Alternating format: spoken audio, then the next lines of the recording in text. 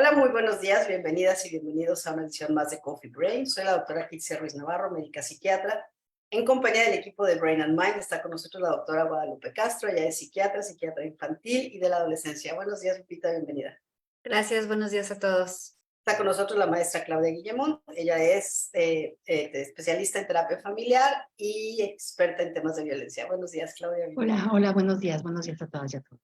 También está con nosotros la maestra Mercedes Navarro, ella es psicóloga, tanatóloga y maestra en mindfulness. Buenos días, Mercedes, bienvenida.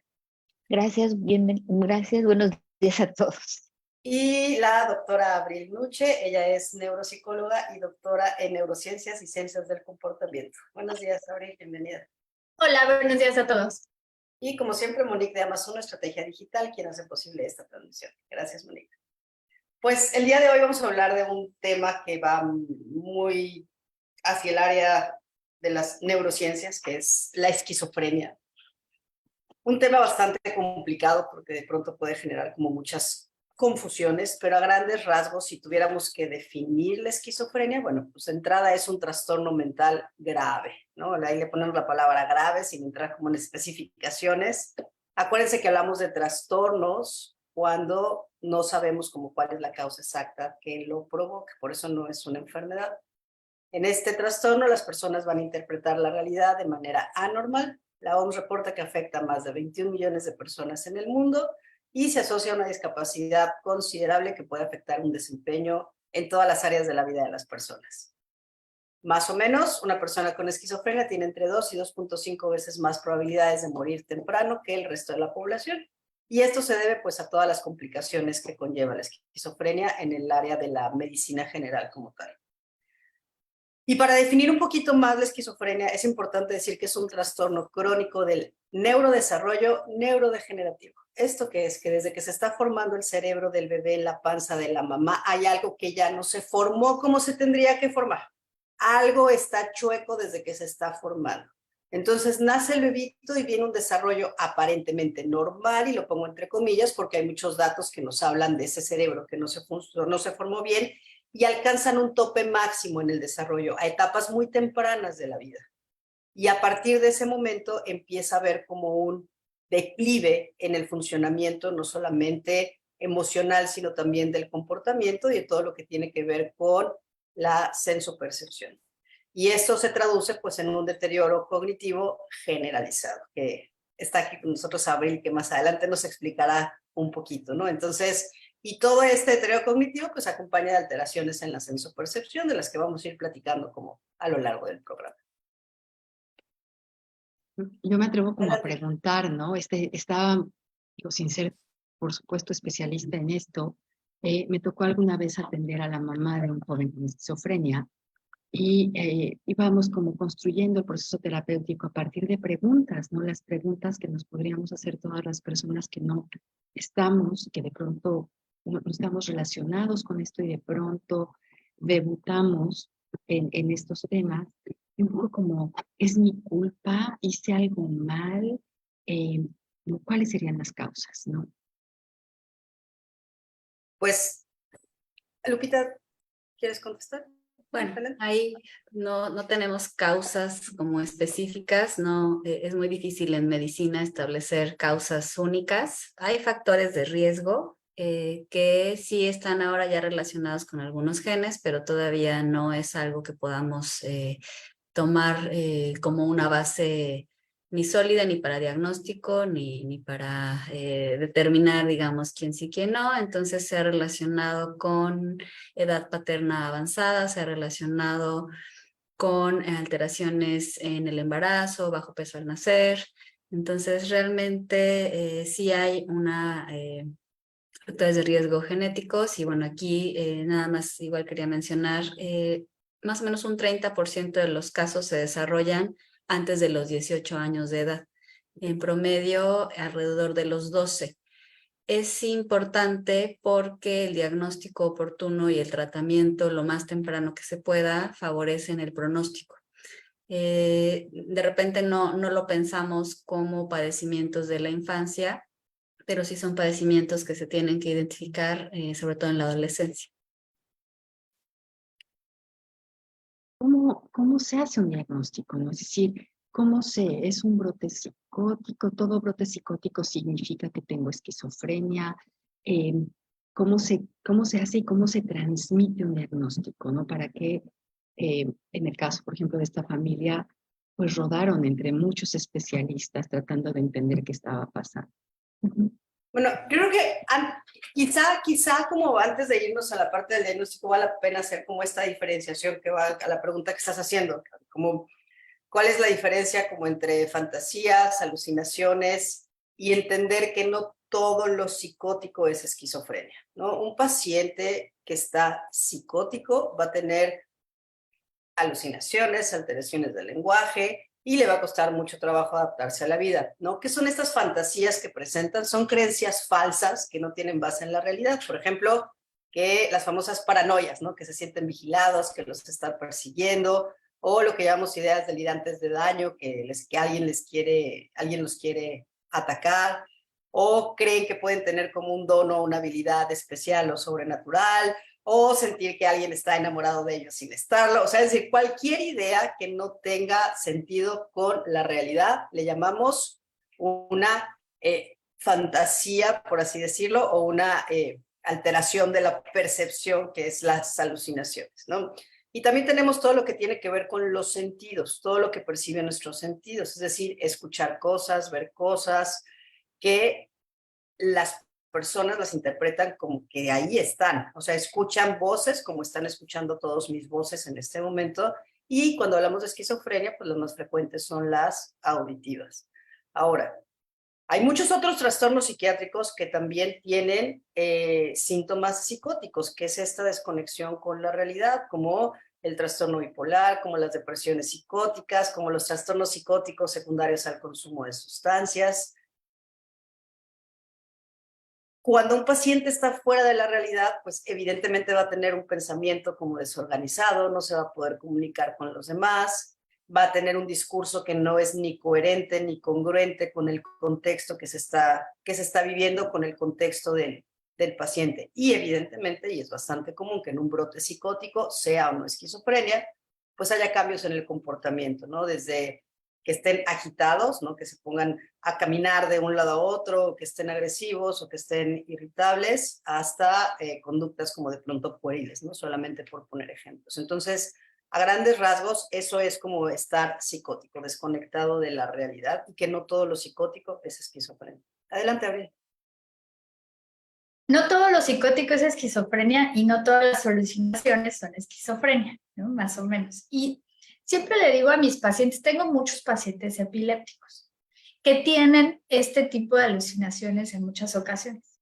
Y por supuesto que muchos de ellos han vivido con ellas toda su vida y no se las han querido decir nunca a nadie, precisamente porque saben que no son reales y saben que si se las dicen a alguien se los van a llevar al manicomio, ¿no? Entonces ese es el miedo toda la vida. Entonces, cuando ya les explicamos que no necesariamente se los van a llevar al manicomio y que no necesariamente esto es una psicosis, entonces te empiezan a contar todo lo que ven, sienten, escuchan y demás, ya con un poquito menos de miedo. Y siempre les digo que la enorme diferencia, o bueno, es que es una línea delgadita, sí, en realidad, pero hay una diferencia muy clara para mí, al menos. No sé, ustedes me dirán, psiquiatras. Las personas que tienen esquizofrenia no se dan cuenta si esto es real o no. No alcanzan a verlo. Y se creen lo que están viendo como algo real. Distinto de las personas, muchas veces que tienen, por ejemplo, estas crisis epilépticas como alucinaciones, que saben muy bien que no son reales y que por eso les da tanto miedo decirlas. A las personas que ya están en un cuadro psicótico, pues ya no les da miedo decirlo, ¿no? Y es ahí cuando nos damos cuenta que están en un proceso psicótico, porque comienzan a decirnos ya sin ningún reparo todo lo que están viendo, escuchando y demás. Ahora, hace rato decían que esto pues se puede ver desde antes. Es complicado, la verdad es que es complejo y por eso, pues muchas veces, aunque se empieza a ver desde la adolescencia, no se da uno cuenta hasta que hay un brote psicótico. Porque pues es que es difícil diagnosticar esto antes de que haya un brote psicótico, ¿no? Dime. Es que lo que pasa es que incluso ante el primer brote psicótico no puedes hacer el diagnóstico de esquizofrenia. O sea, el paciente llega con un primer brote psicótico y lo que hacemos es un corte en la línea del tiempo. Y en ese corte en la línea de tiempo vemos lo que está pasando ahora y nos tenemos que ir a ver qué es lo que ha pasado atrás. Como ya decía Lupita, el principal factor de riesgo para la esquizofrenia es y seguirá siendo hasta el día de hoy la genética. De hecho, es algo que ya muchos pues, investigadores en esta área en específico lo consideran una enfermedad, ¿no? Porque o sea, la probabilidad y los porcentajes en la genética son muy altos. Entonces, cuando hacemos la historia clínica, a lo mejor no nos saben decir, ay, es que el abuelito tenía esquizofrenia, la abuelita, la tía, ¿no? Pero decían, ay, sí, yo me acuerdo que mi papá o mi mamá o mi abuelita les pasaba esto, ¿no? Entonces, el hacer la historia clínica nos ayuda mucho a, en ese primer episodio psicótico, verlo. Y tenemos que interrogar a lo que se llama síntomas prodrómicos, los famosos síntomas prodrómicos y esta gran controversia de ¿se medican o no se medican si ya tenemos el antecedente familiar? Y los síntomas prodrómicos pues van muy de la mano a, yo les llamo, y sin ser despectiva bajo ninguna circunstancia, es lo que le llaman los niños raros, ¿no? Son estos niños que están aislados, que socializan poco, que cognitivamente les ha costado mucho trabajo la escuela, que tienen como muchas fantasías, que de pronto ya pasó la edad del amigo imaginario y siguen en el amigo imaginario, que no hay como una interacción social. Y cuando tenemos un cuadro como este, y aquí está Lupita, el diagnóstico diferencial de trastornos del neurodesarrollo es gigante. O sea, es como muy grande. Entonces, sí, efectivamente, o sea, el diagnóstico no solo como en el momento, sino tenemos que ver lo de antes y cómo evoluciona. Y a medida que el paciente va evolucionando después de ese primer episodio psicótico, es donde nos vamos dando cuenta hacia dónde va esto. Y en esa evaluación, Abril, ahí es donde entra. Todo primer episodio psicótico se le tiene que hacer un electroencefalograma, una resonancia, estudios de laboratorio, para hacer el diagnóstico de esquizofrenia. No, para descartar una de las causas más comunes de síntomas psicóticos o de alteraciones en la sensopercepción, que son justamente, como dices, las epilepsias.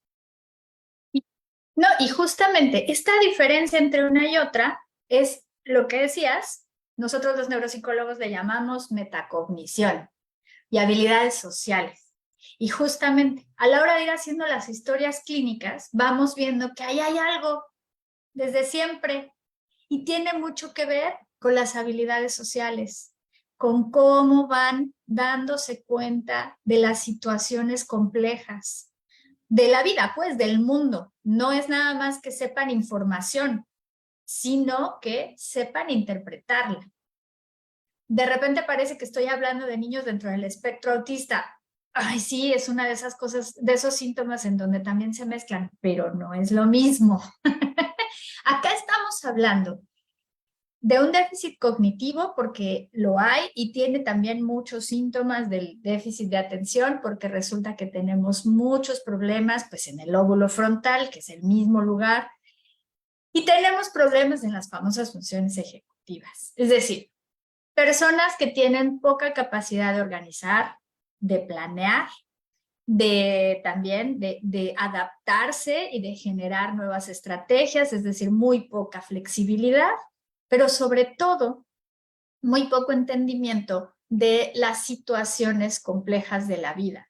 Ya no solamente las sociales, sino de qué es lo que está pasando y cómo es que voy o tengo que reaccionar.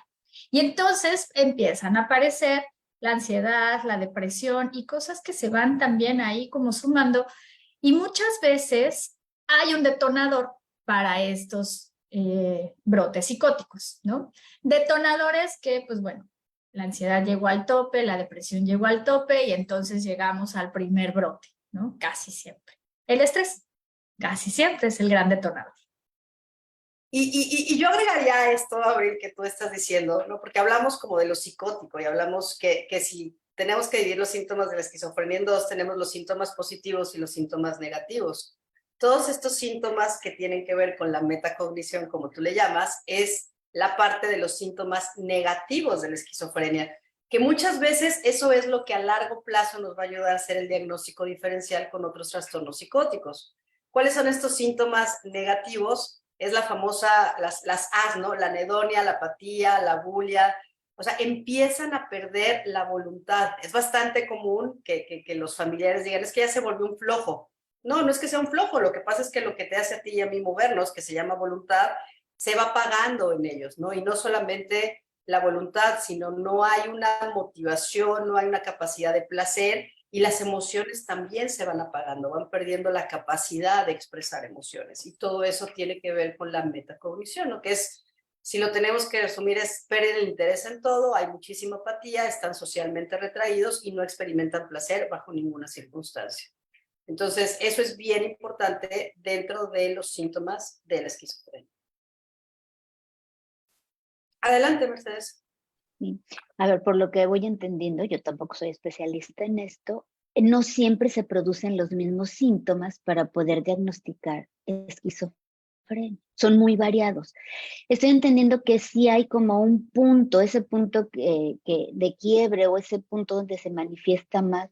Eso lo podríamos entender como un cambio brusco en el comportamiento de la persona, que sea como ese detonante.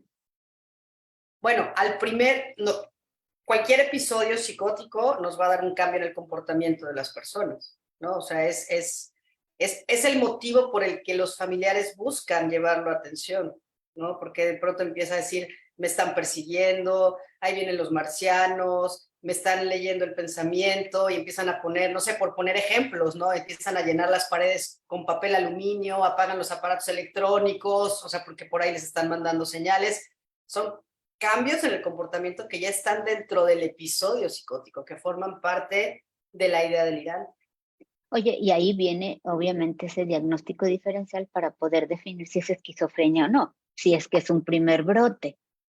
Bueno, lo que pasa es que en un primer episodio psicótico es muy difícil hacer el diagnóstico de esquizofrenia. O sea, realmente, acuérdense que en psiquiatría los diagnósticos no son dinámicos, son estáticos y van cambiando a lo largo del tiempo dependiendo de los síntomas que se agregan o se quitan. Y cuando hablamos de episodios psicóticos, o sea, de ahí ya lo abordamos como si a mí me llega un paciente que dice que le leen la mente, que los marcianos lo persiguen, que además escucha voces que le dan órdenes, que hablan mal de él, que está como desorganizado, agitado. Yo lo que tengo es un primer episodio psicótico. Nunca le había pasado esto, yo tengo un primer episodio psicótico. A partir de ahí, ¿qué es lo que voy a hacer? ¿Qué es lo que ha pasado antes? ¿No? ¿Qué lo desencadenó? ¿Cómo empezó? ¿Cómo se fue agravando? ¿Qué se agregó? ¿Qué se quitó? Me voy a toda una historia familiar para ver qué hay. Me voy a ver todo su neurodesarrollo y en ese momento lo que hago es voy a descartar cualquier patología física que pudiera condicionar esto, ya sean epilepsias, tumores, cualquier otra cosa. Dentro de esa valoración, por así decirlo, digo, no podemos dejar al paciente agitado, ni sin dormir, ni con eso. Entonces, evidentemente, damos un tratamiento, que vamos a hablar más adelante del tratamiento, y a partir de ese punto, según los estudios que se hicieron, y cómo va evolucionando, pues entonces nos va afinando un poquito más el diagnóstico. Desafortunadamente es bastante común que personas que llegan con un primer episodio psicótico salgan con un diagnóstico de esquizofrenia sin necesariamente serlo. O sea, en una primera entrevista, en una primera valoración, no se puede hacer el diagnóstico de esquizofrenia. Digo, al menos que tengas como más episodios atrás y sí puedas como armar la historia, pero en una primera consulta no haces el diagnóstico de esquizofrenia. Y otra cosa muy importante que también tenemos que descartar en ese momento, que son de los famosos detonadores, si no tiene un consumo de sustancias. Por ejemplo, o sea, mucho se ha hablado, y aquí hay una pregunta, ¿no? Si la marihuana puede detonar esquizofrenia. A ver, lo que conocemos de la esquizofrenia el día de hoy se hizo a partir de estos pacientes que tenían un primer episodio psicótico después de haber consumido marihuana. Unos remitían, otros no, otros desarrollaban todos los síntomas relacionados con la esquizofrenia. No necesariamente, depende de la vulnerabilidad de las personas. Muchas veces basta el consumo de sustancias para ser como el gatillo, como el detonante pero la genética ya lo tiene. Ahora, no todas las personas que se psicotizan por consumir sustancias van a desarrollar esquizofrenia. Puede haber trastornos psicóticos crónicos, es decir, que nunca se les quita lo psicótico por haber consumido sustancias. Y eso no es esquizofrenia. ¿Cuál los va a ayudar a hacer la diferencia? Pues todos los síntomas negativos, toda la parte afectiva, toda la parte cognitiva. No sé si con esto respondí a la pregunta. Sí, sí, y me surge una inquietud. En promedio, ¿cuánto tiempo se lleva un paciente en que pueda estar diagnosticado? Sé que todos los pacientes son diferentes, pero como un promedio, ¿no? Porque, como dices, en la primera, pues no le vas a diagnosticar. Hay que seguir, dar como un seguimiento, todas las variables, estudios. ¿En cuánto tiempo? Y la gente Meses, se mantiene ese tiempo hasta que le dicen sí o no, o medio se siente bien y ya se va. exactamente, meses o años. Yo les voy a contar como cuál es la historia del común de los pacientes. Viene un paciente psicótico, empieza a hacer la historia clínica, haces estudios, lo medicas, remite el episodio psicótico, se siente bien y suspenden el tratamiento. Y luego Sin regresan un mucho diagnóstico. tiempo después y ya regresan mucho más graves. Y si en ese inter tuvimos consumo de sustancias y si en ese inter hubo como estresores que además le agregaron síntomas depresivos, o sea, como es muy difícil, o sea, por más que uno lo explique perfectamente bien como la importancia del seguimiento, realmente el apego es muy malo. El apego en los pacientes con esquizofrenia mejora hasta que hasta que ya están como bien diagnosticados. Pero la travesía del primer episodio psicótico al diagnóstico pueden ser meses o pueden ser años. Ahora, yo les quiero contar algo y que es lo que lo hace más difícil todavía. Hay algo que llamamos, que es un término que utilizamos, que se llama tolerancia a la patología. Cuando alguien en la familia tiene esquizofrenia, no es que y si consideramos que tiene un componente genético muy importante, es que la familia es rara, por así decirlo, ¿no? Hay mucha patología mental. Puede haber bipolares, puede haber ansiosos, puede haber deprimidos, puede haber pensamientos como muy esquizotípicos o muy esquizoides, que también son factores de riesgo, o sea, que se basan mucho como en la fantasía y en la magia. Entonces, no les sorprende que alguien les diga, yo tengo el don de ver ángeles, ¿no? Por poner un ejemplo, porque están en un ambiente bastante tolerante, como el shanti shanti, como yo le digo. Entonces, no es raro. Entonces, a veces las familias, y me ha tocado, o sea, ver personas que han vivido toda una vida psicóticas porque su ambiente es muy tolerante a ese pensamiento mágico, que al final están en un contexto psicótico. Van normalizando, ¿no? Todas esas, se va haciendo como una cultura Se llama familiar tolerancia a la normalizada. patología, porque al final ese es el entorno, eso es, lo normal es ser excéntrico, lo normal es creer en la magia, lo normal es creer en los astros, en las supersticiones, lo normal es que vayan desarrollando habilidades. Y ahí entra un poco lo que dice Abril, ¿no? Estos pacientes epilépticos que tienen alteraciones en la percepción le van dando un sentido a un pensamiento muy mágico. Y son personas bastante funcionales, pero eso queda como bastante, se acostumbran, o sea, no es lo normal. O más bien es lo normal dentro de su entorno. Adelante, Abril. Sí, justamente. Hay muchos pacientes que comienzan siendo solo epilépticos y tienen todos esos síntomas, pero pues no llevan ningún tratamiento, no se dan cuenta, no pasa nada, porque además lo vuelven algo muy funcional y entonces pues, terminan por psiquiatrizarse, es decir, terminan por perder el contacto con la realidad. Ahora, si su realidad está muy fuera de la realidad, funciona muy bien y hay personas que cobran por ello bastante y les va muy bien en la vida y bueno, como decía Kitsia, hay veces que tienen un primer episodio y después se van. Normalmente no creen en los medicamentos, no es algo que les guste o a la familia y entonces empieza la ayahuasca y empiezan los hongos y empieza la marihuana y empiezan todas las hierbas sagradas y el cuadro se agrava bastante. Y pues bueno, regresan ya con un cuadro muchísimo más fuerte y con un déficit cognitivo mucho, mucho más severo. Algo que se ve normalmente es que después después de que aparece este primer brote psicótico, el déficit cognitivo se nota muchísimo más, es como si se potenciara, porque ya cuando uno hace la historia clínica, pues ahí estaba. Había problemas escolares, había problemas sociales, pero era todo como muy llevadero, muy normal, todo bien, pues había ido bien hasta el momento, no había necesitado ayuda, ¿no? Pero de repente pasa el brote y es como si la bomba explotara. Y a partir de ahí les cuesta mucho trabajo empezar, por ejemplo, a tener buenos hábitos de salud mental, empezar a levantarse, empezar a hacer cosas, empezar otra vez a estudiar si estaban estudiando, terminar la escuela. Hay personas que son súper inteligentes y no les cuesta trabajo terminar la escuela, pero la parte social se vuelve tremendamente difícil y entonces conseguir un trabajo, ahí ya no, salir de su casa, el nivel de energía, empezar a sentirse como con ganas de hacer cosas. Es ahí donde empezamos a ver que poco a poco se van deteriorando cada vez más. Y si pierden o bueno, dejan el tratamiento, pues tampoco. Una cosa importante que a mí me gustaría que platicáramos es sobre la psicoterapia para los pacientes con esquizofrenia, porque parece que estuviéramos hablando de algo de otro mundo. Parece, por lo menos en este país, que eso es algo como que inexistente, imposible y no se puede. ¿Para qué? ¿No? Como si ya fuera un caso perdido.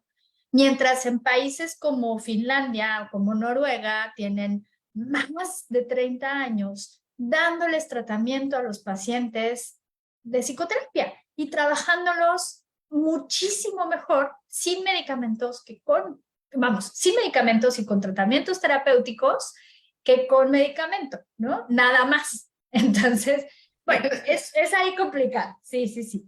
Pero ha logrado que los pacientes dejen los medicamentos y comiencen a integrarse en la sociedad con buenos tratamientos psiquiátricos y psicológicos. Y acá pareciera que eso ni siquiera existe.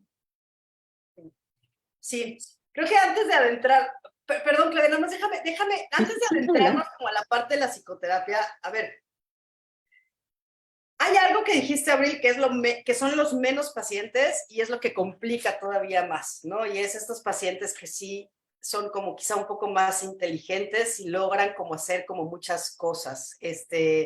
No, en realidad son los menos, y ahí quiero agregar algo que dificulta, bueno, y yo les quiero recomendar una película ya viejita que se llama Mente Brillante, ¿no? Que es la vida de John Nash, el matemático. Realmente esos son los menos. Sí, exacto. O sea, en realidad, o sea, él era premio Nobel. Exactamente, o sea, lo psicótico, las alteraciones en la sensopercepción, las ideas delirantes nunca se quitan con el tratamiento y efectivamente no solo es el medicamento, sino también tenemos que hacer muchas otras cosas psicoterapéuticas, aprenden a vivir y a convivir con esto. Y creo que esa película nos deja ver muy claro cómo puedes medio funcionar o funcionar, alcanzar tu potencial cuando entiendes eso.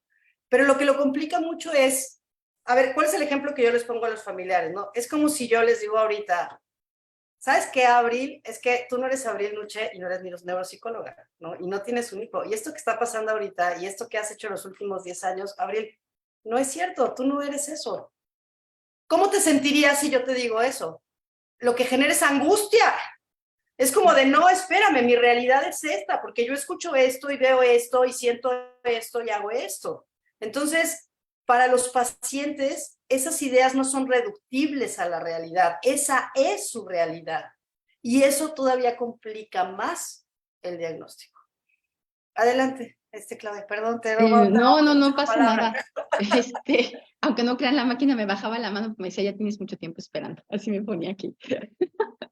Pero no, al contrario. Estaba pensando en la vulnerabilidad de estos pacientes, ¿no?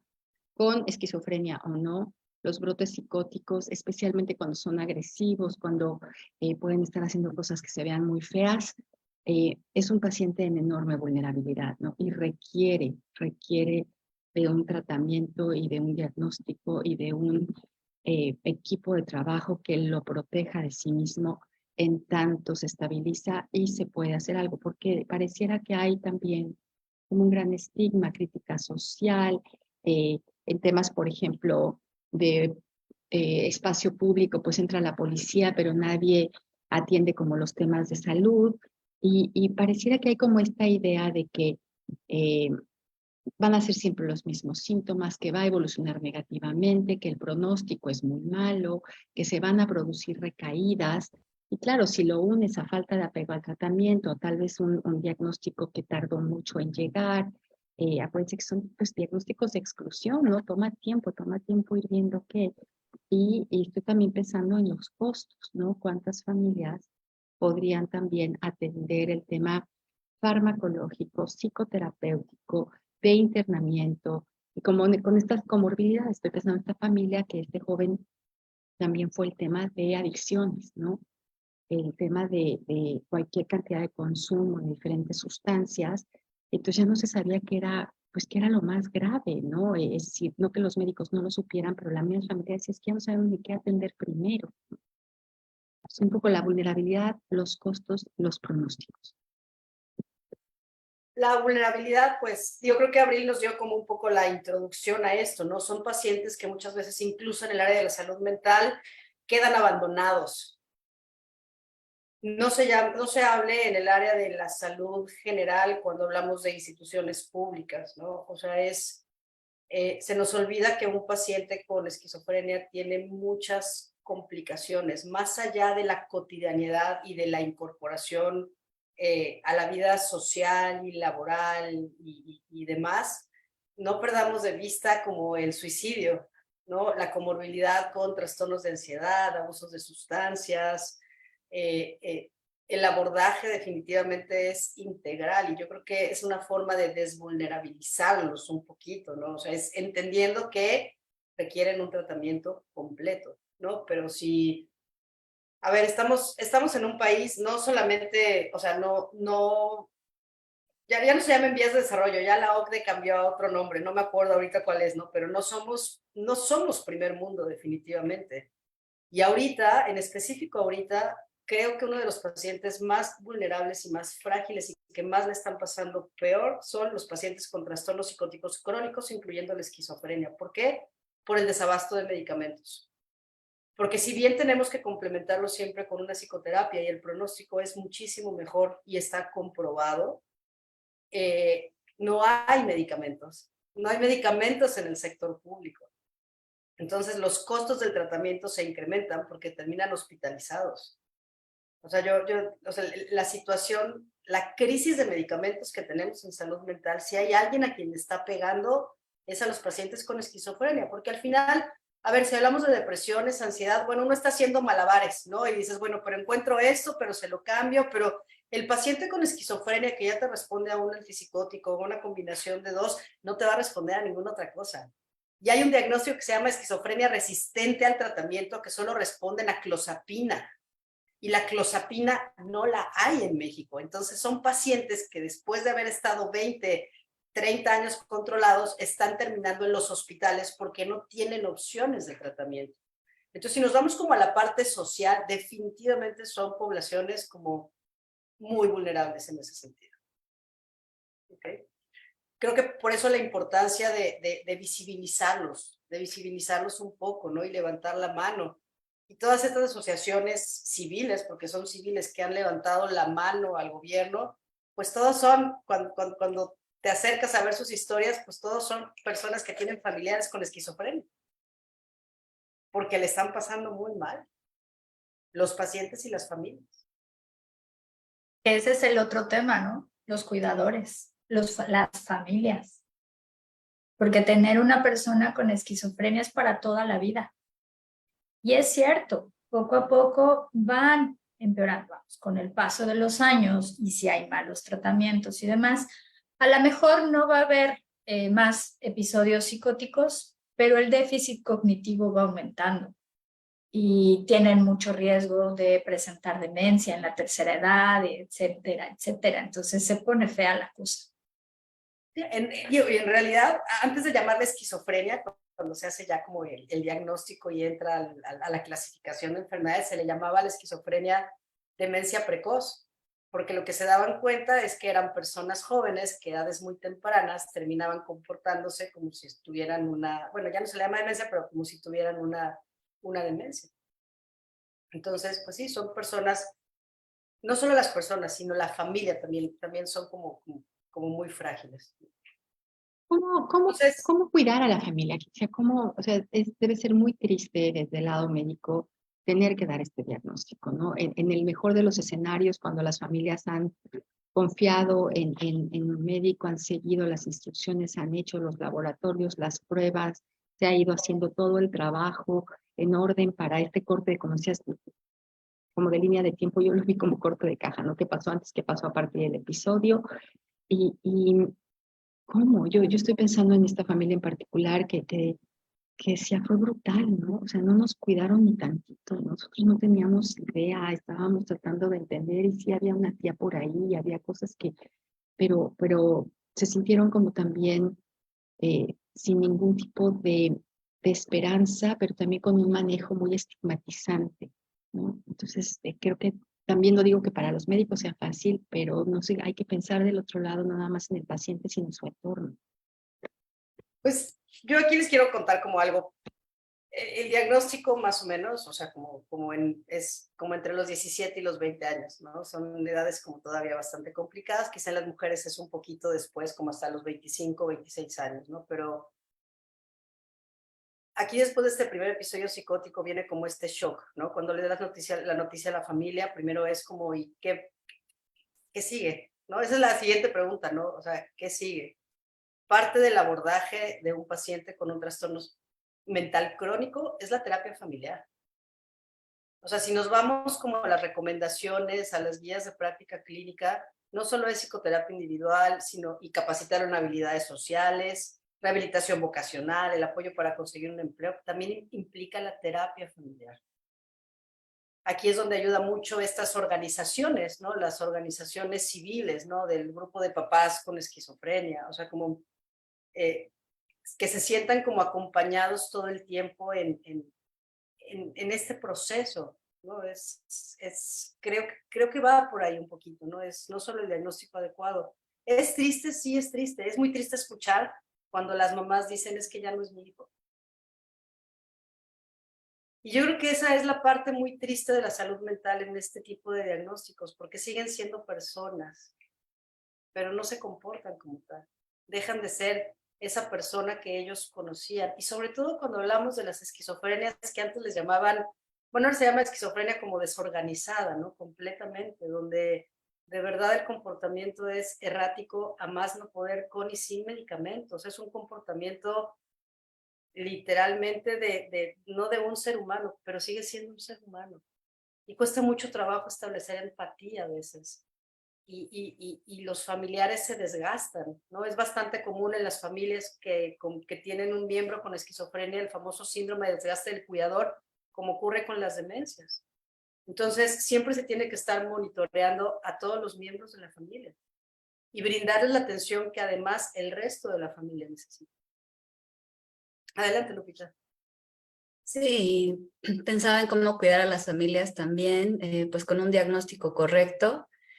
Como dices, de repente el apresurarse a dar un diagnóstico de esquizofrenia puede ser algo súper pesado porque es un diagnóstico que tiene una cierta etiqueta, un cierto estigma, entonces es sufrimiento extra, ¿no? Y ya cuando el diagnóstico está bien realizado, pues hace toda la congruencia del mundo pensar que los seres queridos van a batallar y les va a doler y tienen que readaptarse.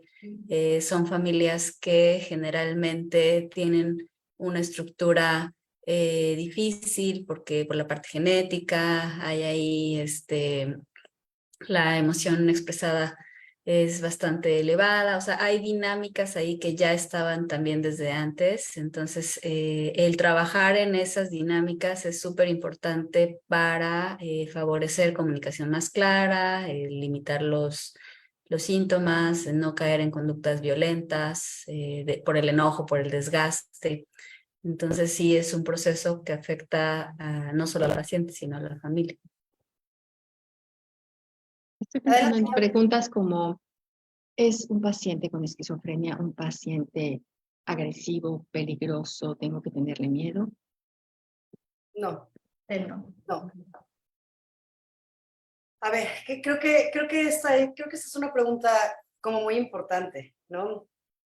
Cualquier paciente con esquizofrenia o sin esquizofrenia que esté en un brote psicótico tiene conductas tan errantes y a veces tan impulsivas que en ese momento pueden ser peligrosas no solamente para los demás, sino también para la persona, ¿no? Ahí es donde ya entrando un poco a la parte de tratamiento, ahí es donde entran las hospitalizaciones psiquiátricas. Ojo, las hospitalizaciones psiquiátricas son en agudo, ya no existen los hospitales crónicos. Entonces, si vemos que en el momento hay conductas por el episodio psicótico que pongan en peligro la integridad del paciente y la integridad de la familia, entonces se ponen en un lugar seguro, mientras bajan un poquito los síntomas, ¿no? Entonces, si tuviéramos que hablar de peligrosidad, ¿no? Que no me gustaría decir peligrosidad porque no son peligrosos, es el riesgo más bien que hay en ese momento. Una vez que el paciente está medicado, controlado, tratado, no son pacientes peligrosos, son pacientes como, o sea, son personas como todos los demás que solamente tienen un trastorno mental y que con una buena psicoeducación al paciente y a la familia pueden identificar las recaídas, porque va a haber recaídas con, sin y a pesar del medicamento, y hacer intervenciones oportunas a tiempo para no llegar a esos comportamientos que pongan en peligro al paciente o a los demás. Pero definitivamente no son personas peligrosas. Ese es parte del estigma y eso lo tenemos que agradecer a Hollywood una vez más. ¿No? Siempre nos han puesto al paciente psicótico o al paciente esquizofrénico como el paciente malo, ¿no? Como el sociópata y no, o sea, hay gente más mala y no tiene patología mental, o sea, no toda la patología mental nos hace malos, o sea, no, okay. Entonces, no. Sí, los malos de veras normalmente no tienen ningún déficit. No es correcto, exactamente. No, regularmente personas agresivas, no que estén pensando hacerle daño a nadie, que estén conspirando para hacerle daño a nadie. No, al contrario, muchas veces están intentando proteger y por eso pueden llegar a lastimar, pero porque es parte del brote psicótico. No. Ahora, yo creo que Lupita dijo algo bien valioso. Lo más importante es el diagnóstico temprano. Darle un diagnóstico temprano a la familia, lo más rápido que se pueda, ayuda a que la familia pueda empezar a saber qué hacer. Tener estrategias de afrontamiento y de aceptación. Si una familia sabe qué hacer, cuando llegue la crisis, va a estar esperándola, va a saber cómo moverse y en un momento dado también va a poder prevenirla. Eso es lo más importante.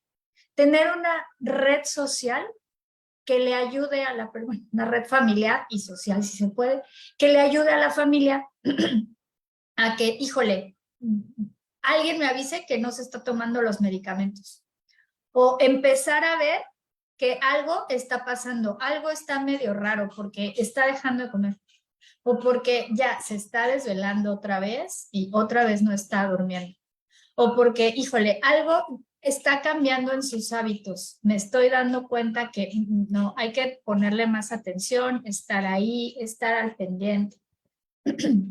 Y hay que hablar mucho con él y estar también, porque también en esto se nota mucho, en el lenguaje, cómo te pueden platicar algo de una manera normal, organizada, ¿no? Dicen ahí planteamiento, nudo y desenlace, ¿no? O cómo está totalmente desorganizado su discurso, ni siquiera tiene que ser un discurso, vamos, que te empiecen a contar que llegaron los ovnis y que se lo llevaron y lo regresaron y el chip se lo pusieron. No, ni siquiera tenemos que llegar hasta allá. Su lenguaje, su discurso empieza a ser muy desorganizado. No te pueden contar una sola cosa de principio a fin, o más bien siempre te están repitiendo también como el mismo discurso y terminan por no decirte nada. Es incluso muy cansado platicar con ellos. He tenido algunos pacientes en terapia y es cansado porque tú intentas organizar lo que te quieren decir y es muy complicado intentar entender qué te están queriendo decir. Desde ahí nos podemos dar cuenta, porque además cuando logran ya empezar como a contarte más o menos bien cómo va la cosa y qué hicieron en la semana y tal, te vas dando cuenta que ellos están más tranquilos, menos ansiosos y un poquito más organizados. Pero bueno, es que hay que capacitar a la familia para que también se dé cuenta. Adelante, Mercedes. Oye, hay complicaciones que pueden influir en esta esquizofrenia, aun cuando se está tratando o cuando no se está tratando. Ambas. Ambas. O sea, la comorbilidad con otros trastornos mentales en la esquizofrenia es alta, ¿no? O sea, de ahí ya como que ya lo llamamos como complicaciones. Luego tenemos las complicaciones médicas como tal. El paciente con esquizofrenia tiene una prevalencia mucho más alta, por ejemplo, de enfermedad cardiovascular, aterosclerosis, obesidad, enfermedad vascular cerebral. O sea, como médicamente hay muchas más complicaciones que la población general. Y a esto le tenemos que sumar un poco también que los tratamientos, digo, a ver, no son inocuos, ¿no? Los tratamientos también tienen efectos secundarios. Y cuando hablamos de los antipsicóticos a las dosis que se ocupan, pues para evitar complicaciones relacionadas con el medicamento, vamos haciendo una vigilancia también periódica, ¿no? El problema es cuando ya están diagnosticados, controlados, pasan 5 años y se desaparecen. Y ahí siguen con su medicamento y nadie les da un seguimiento y nadie les hace unas pruebas de función hepática, nadie hace absolutamente nada. Pues llegan ya con enfermedades, con complicaciones relacionadas sí a la medicación, pero por no haber tenido un seguimiento. Entonces, sí, o sea, y bueno, y eso hablando de lo médico, pero como decía hace rato, están las complicaciones sociales, laborales, familiares, o sea, como hay muchas otras cosas que van alrededor de esto, ¿no? Y a mí me gustaría empezar a adentrarnos un poquito como en la parte del tratamiento, ¿no? O sea, bueno, primero esta pregunta, ¿no? O sea, ¿se puede prevenir? O sea, como la realidad es que no. El que la tiene la va a tener. Con drogas, sin drogas, cuidando la salud mental, o sea, el que la tiene la va a tener en algún momento, ¿no? Pero, y con esto también voy a complementar tu respuesta, Mercedes, o sea, cuando se tiene un adecuado plan de tratamiento, pues se pueden prevenir recaídas o se disminuyen como algunos de los síntomas negativos. Todavía nos faltan como muchos factores de riesgo, ¿no? Para saber qué es lo que está pasando, pero creo que no hay que dejarnos llevar por la... A ver, hay muchas líneas de investigación, ¿no? Enfermedades en el embarazo, virus y demás. Hay quien jura y perjura que haciendo una transfusión sanguínea, eliminando cualquier carga viral del cuerpo, va a curar la esquizofrenia porque todo fue producto de un virus. No, es multifactorial. Entonces, no se puede prevenir, pero se puede como hacer intervenciones oportunas. Oportunas y a lo largo de la vida, me imagino. Es como la diabetes. Tienes que llevar un seguimiento, mantenerte con un medicamento, te lo irán modificando. Sí, o sea, se requiere como un seguimiento. Ahora, para hablar un poquito, adelante, Claudia. Nada más pensando en el tema del tratamiento, lo que se escucha mucho es, no, sí, la doctora me dio, el doctor me dio esto y entonces pues yo me seguí igual, ¿no? O sea, es decir, no es un medicamento con la misma dosis siempre, ¿no? Requiere cambios. A mí me conmovió mucho una vez que dijiste, Kitsia, dice, el poquito tiempo que tengo libre estoy haciendo ajustes de recetas ante la escasez de medicamentos, ¿no? En los que se puede hacer algún ajuste, cambio, dosis, etcétera. Pero creo que es común, de por sí los tratamientos a largo plazo y esto es de por vida cuestan trabajo ser apegados, pero además de pronto ya te apegaste, ya le agarraste la onda y parece que así va a ser siempre. No, por edad, por desempeño, por desgaste, por situaciones de vida, por todo se requiere o sea, evaluaciones, revaloraciones y ver dónde estamos. Y creo que la esquizofrenia es como el mejor ejemplo porque estamos hablando de algo neurodegenerativo, es decir, el cerebro va cambiando, el cerebro se va literalmente destruyendo. Entonces, llega un punto donde ni siquiera tenemos receptores para que funcionen los medicamentos que normalmente funcionaban.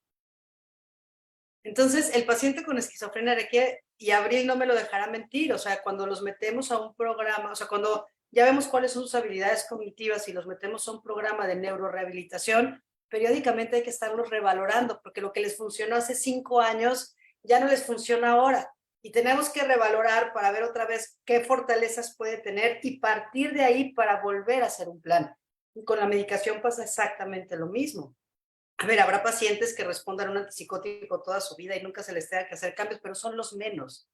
En realidad, estas valoraciones, por lo menos anuales, ¿no? Los pacientes crónicos, bien apegados, controlados, por lo menos los tenemos que ver una vez al año, hacerles estudios de laboratorio, ver que la medicación esté funcionando, que no tengan efectos secundarios al tratamiento, ver cómo está la dinámica familiar, ver cómo está su funcionamiento y sí, requieren un seguimiento muy estrecho.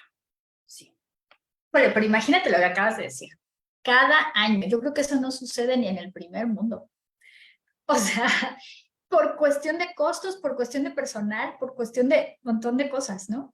Pacientes que estén bien apegados, además que lleguen, ¿no? Que estén bien apegados, que si bien nos va, puedes mantener a un paciente y evaluarlo cada 2 años, ¿no? Y estarlo como siguiendo en terapia y estarlo manteniendo y como que no perderlo y ver que vaya bien y demás, estar ahí en las crisis, pero la realidad es que es muy difícil. Y no, te voy a contar algo, Aurel. Mi tesis de especialidad fue justamente de apego al tratamiento y de tasas de apego al tratamiento, ¿no? Yo hice un seguimiento de 1 año a esos pacientes que llegaban por primera vez y les puedo decir que la mayoría de las personas, o sea, el 70% de los pacientes ya no acudían a la tercera cita, hablando de patología general. Cuando hacemos el análisis estadístico y cuando lo separamos por patología, resulta que ya a largo plazo y seguimiento a más años, los pacientes que mejor apego tienen al tratamiento son los pacientes con patología crónica, como los esquizofrénicos. Y aquí sí hay un porqué, y tiene que ver con el diagnóstico, con la psicoeducación y con el tratamiento adecuado, porque eso sí impacta en la calidad de vida del paciente y de la familia, y eso lo ven, y eso lo observan. Entonces empiezan a estar mucho más atentos a recaídas, a síntomas, lo que mencionaban hace rato, y entonces ven cómo después de haber estado quizá años en el caos, cambia algo completamente y ellos se esfuerzan. Y creo que los mejores ejemplos de los pacientes que sí tienen su seguimiento son estas asociaciones civiles que ahorita me están levantando la voz por la escasez de medicamentos. Son personas como muy conscientes de esto.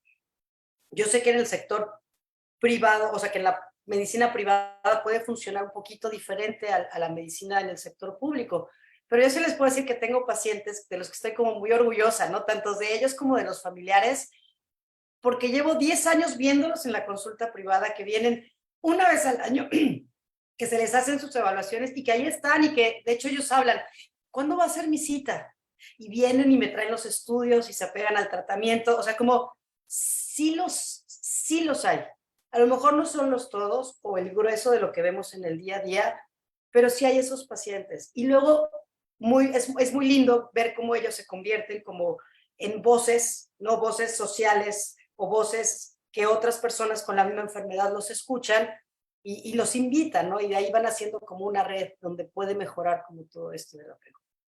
Esto que estás diciendo ahorita es justamente la metacognición. O sea, me doy cuenta de lo que está cambiando en mí, de lo que puedo mejorar, de cómo logro estar mejor. Esa es justamente, y muchas veces lo que más falla en ellos. Por eso, una de las grandes diferencias, creo yo, es la familia. Si la familia tiene esta capacidad, ¿no? De irlo jalando, de hacerle dar cuenta de esto y primero de darse cuenta ellos y después de ayudarle, creo que es ahí donde ellos pueden empezar a generar, mediante otras estrategias, esta capacidad de irse dando cuenta y de ir mejorando o manteniendo esta mejoría, justamente. Ahí está la importancia de la familia. Sí. Sí. El paciente con esquizofrenia puede hacer como mucha conciencia, pero va a llegar un momento donde pierda la metacognición. Eso es real también, donde pierda como esta capacidad del automonitoreo y del autoseguimiento. Pero es algo que se puede trabajar mucho en terapia. Siempre. O sea, eso es justamente lo que más se debe de trabajar en terapia. Pero a estas alturas no nos importa mucho, la verdad, si es que saben raíces cuadradas y multiplicar y si se memorizan todo y si organizan y hacen planes perfectos y proyectos. No, es que se reconozcan, que conozcan su cuerpo, que conozcan cómo se sienten mejor, que reconozcan cuándo se sienten mal, cuándo se sienten bien y puedan y sepan qué hacer en esos momentos. Esa es la metacognición. Y justamente esto es lo que más se trabaja en terapia con ellos. Si se logra mejorar, ellos pueden estar en un mejor estado bastante tiempo. Ahí es donde también entra la red social, la red familiar que nos ayude y entonces podemos empezar obviamente a generar este seguimiento y entonces se generan estos pacientes que sí regresan, que sí están bien y que sí se dan cuenta que están mejor. Pero ahí para eso también necesitamos una familia que ya aceptó el diagnóstico y que ya encontró sus estrategias para estar mejor. Y esa es una parte bien complicada. Y antes de irnos a las conclusiones, no sé si quieran platicar algo un poquito de la psicoterapia. O sea, lo que mencionábamos, que ya hemos como platicado así un poquito por encimita. Pues yo me atrevería a decir que, digo, no ha sido muchísima mi experiencia, pero sí me ha tocado atender familiares de, híjole, es como estos duelos, ¿no? De la salud, de las expectativas, del reacomodo de la economía, de las relaciones sociales, de los cuidados, de las estrategias de afrontamiento, y creo mucho para evitar el abandono, ¿no? Creo que también recae muchas más veces en las mujeres que en los hombres, en el sentido del cuidado. Por ahí una mamá me decía, somos puras mamás en la sala de espera del hospital, ¿no? Entonces también como tener este tema de derechos humanos y perspectiva de género muy puntuales, porque todavía la realidad nos dice que sí va a recaer mucho más en las mujeres el cuidado de un paciente con esquizofrenia. Se reforzó, y qué bueno que lo mencionas, Claudia, porque esto se reforzó mucho en los estudios que se empiezan a hacer como cuando llevábamos 6 meses de pandemia, ¿no? Cómo los roles sociales terminan siendo las mujeres las cuidadoras, y cuando hablamos de salud mental crónica sigue siendo la misma historia. Entonces, otra parte muy vulnerable también de este proceso. Y se pierden ingresos familiares por quien queda en el cuidado. Es una reorganización doméstica muy importante, y aún financiera cuando algunos casos, bueno, este caso que me ha tocado es donde se decide que un joven va a vivir en una clínica, ¿no? Y que cómo se va a afrontar ese gasto para que puedan ser visitas más saludables para todos, una familia que puede hacerlo, ¿no? Adelante, Mercedes. Vamos ya cerrando. Sí, Ya sí, te dentro de las... volando. Adelante. Sí, dentro de la psicoterapia es obviamente trabajar para la aceptación, porque claro que es un duelo. La terapia cognitivo también es muy adecuada para darle estructura tanto al paciente como ayudar a la familia a tener otra estructura y poder llevar esto en conjunto. Y que eso es pues parte de la psicoeducación cuando vas a psicoterapia, ¿no? Psicoeducar, conocimiento y qué se puede hacer para que la persona sea funcional. Pues sí. ¿Alguien tiene algún otro comentario final? ¿No? Bueno, pues digo, podríamos seguir hablando de esquizofrenia y de verdad es que no terminamos, ¿no? Es un tema que nos da para muchas cosas, y hablar de trastornos psicóticos también es algo, es todo un apartado en el área de la salud mental. Es tan complicado muchas veces que hay psiquiatras especialistas en trastornos psicóticos y esquizofrenia, o sea, que tienen una alta especialidad en, o sea, como es. Pero creo que con esto nos damos como una gran idea, como un poquito de qué es la importancia de tratarlo, qué sí es esquizofrenia, quizá que no sea esquizofrenia, pero al final no todos son expertos en el área de la salud mental, ¿no? Más bien, si ven que alguien tiene un comportamiento raro, extraño, está psicótico, está pasando por un momento, bueno, pues para eso están los profesionales de la salud mental, no dejarlo pasar.